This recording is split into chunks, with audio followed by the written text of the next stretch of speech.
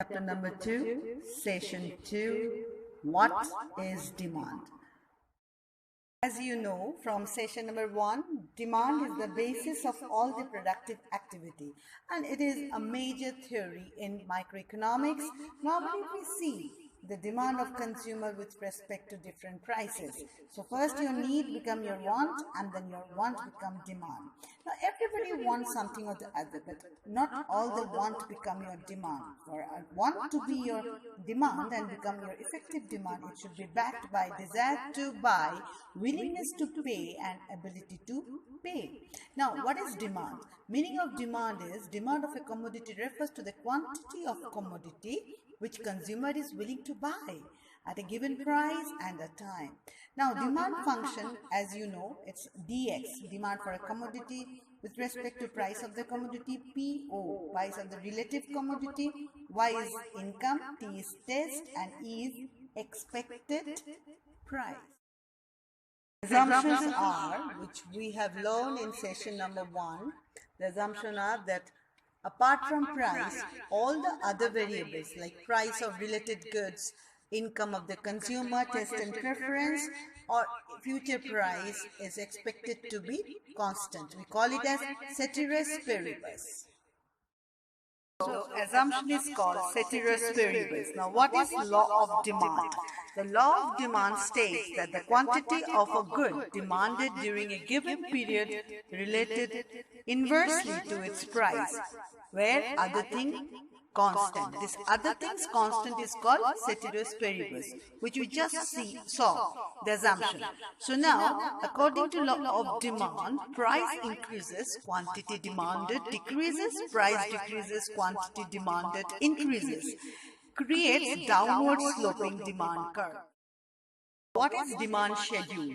Demand schedule is possible prices in the market with respect to the quantity demanded at each price, which is following law of demand. So what is demand curve? Demand curve is a curve expression which shows downward sloping, which is following law of demand.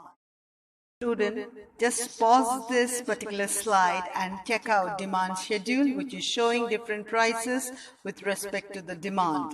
And in demand curve also you can see that y-axis is the price axis of coke and x-axis is the quantity demanded axis of coke. Now they have shown this particular diagram where they have put all the price in y-axis and all the quantity in x-axis, and showing the demand curve DD is downward sloping. It's also said that there is a negative relationship between price and demand. Whenever price increases, quantity decreases, and when the price decreases, quantity increases. As far as the key features of demand curves are concerned, demand curve shows, as I told you, it's a negative relationship between price and quantity demanded. It sloped downwards. Why it sloped downwards? Very important. It sloped downwards because the satisfaction that we get by consuming any commodity reduces as we go on consuming that commodity continuously. This is called the law of diminishing marginal utility. Remember, while in the class I told you that as you take more and more glass of lemonade, your marginal utility decreases. So they say is that if the price is less and you keep on purchasing more and more of product, definitely your marginal utility will decline at some point of time. So more is bad. Now next, let us find out the impact of price change. Impact of price change can be shown with the help of price effect equal to substitution effect plus income effect. What is substitution effect? Suppose the price of tea has increased. So people will start purchasing more of coffee because tea and coffee are substitute to each other. Income effect. Income effect shows real income is equal to income divided by price. So when there is a change in price or decrease in price or increase in price, your real income definitely will change. For example, if the price decreases, Y by price showing the real income increases, so people will purchase more. So price effect is equal to income effect plus substitution effect. Now next is the reason for downward sloping demand curve. Number one, as you know, diminishing marginal utility. The lesser the price, people will purchase more, and higher the price, people will purchase less because of the marginal utility. Now income effect showing that lower the prices, current buyers become rich because the real income increases, so they'll buy more. Now substitution effect tells you, as I discussed, that suppose the Coke price has increased, so people will purchase more of Pepsi than Coke because both of them are substitute product. One can substitute for other. That is a human tendency only. Next, movement along the demand curve. Movement along the demand curve is due to the change in price, and it moves from one point to another. Why there is a movement along demand curve? Generally, it causes because of change in price. Only change in price which can be shown movement on the same demand curve. Move from one point to the other point. You can see change in quantity demand. There are 2 points where you can see the quantity demand changes, and which called expansion, but on the same demand curve. And next you can see the contraction where you see the quantity demand decreases, but on the same demand curve. And the reason is due to the change in price. That means when price decreases, there is an extension in demand which can be shown on the same demand curve, where we can show that when the price decreases, there is increase in demand, and that's called extension in demand. So other thing remaining constant, that means ceteris paribus is here also. Now for the contraction in demand, we can see on the same demand curve, the demand has decreased, and this decrease is due to increase in price. Other thing remaining constant. So contraction is due to the change in price, demand decreases. Apart from this, there is another change which is called shifting of demand curve. And shifting takes place not because of the price of that product, but the price of other product, taste and preferences, income and expectation. For that, please watch this video. Why this cap? Actually, I went to the market and I thought that it would be around 500, but I got it for 150 rupees. That's why I purchased, because I thought it's 500, but actually it is 150 rupees. But this is for 100. Oh, I should have purchased that. Both the caps are same. Both are substitute to each other. I could have purchased. I missed the opportunity. Mama, this Eri chai is very cheap and it's coming on a discount. And here it is, the Nescafe Gold. Which one do you prefer? The chai or the Nescafe Gold? You know what? Nescafe Gold, definitely. So what? It's 450 rupees. This is my taste. This is my preference. Even if the price is high, I'm going to purchase Nescafe Gold. I'm getting my salary in 2 days. Oh my god. Then I'll purchase Samsung S10. Yes, that's so luxurious. That's so good. If you get the salary, I'm definitely purchase that costly mobile. Mama, do you know? I got this bullet lipstick for only 150. 150? But I think after the lockdown, I can get it for 100 because these are all in the stock. Nobody is purchasing. So I'll keep this purchase on hold and I'll purchase after the lockdown. Let us see the factor which shifts the demand curve rightward. It's because of income of the consumer. If the income of the consumer increases, then definitely the demand curve will shift to the right.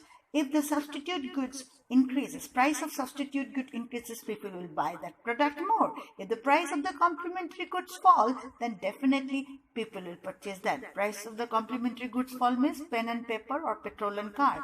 And taste and preference. If the taste and preference increases, then people will definitely purchase the commodity more. So you can see the 20 being the price doesn't change, but the other factors changes. That's why the demand curve shift to the right. Similarly, factor shifting the demand curve to the left. Left means decrease in demand, and decrease in demand is due to the fall in the income. Number 2, maybe the substitute products price has decreased. That's why people will start shifting. When the price of the complementary goods increases, then definitely they will purchase less. Taste and preference is going against that particular product. That's why the demand will go decrease. So you can see 20 is the price, but the demand has decreased from A to B. That means the demand curve shifted from D to D1. Let's discuss the distinction between extension in demand and increase in demand. Now, extension in demand is due to rise in the demand in response to the fall in the price of commodity, where other things being equal. But here, for increase in demand, it refers to the rise in demand in response to the change in the determinant of demand rather than price, other factors. Okay, number 2, for the extension in demand, it is expressed by a movement from a higher point to the lower point along with the same demand curve. But as far as increase in demand is concerned, it is expressed by the upward shift of the demand curve. Now, what are the exceptions of law of demand? The exceptions of law of demands are inferior goods or Giffen goods. Number 2, goods become scarce in future. That is my expectation or speculation. Number 3, article of social distinction, which are having some kind of, status symbol. Number 5, necessity goods like medicines and all, and those factors who are emergency and ignorance. Let us describe Giffen paradox. What is Giffen paradox? A paradox which is showing that it's foolish and absurd that demand law always hold good. And Giffen, Sir Robert Giffen has shown that in Ireland people normally used to consume meat and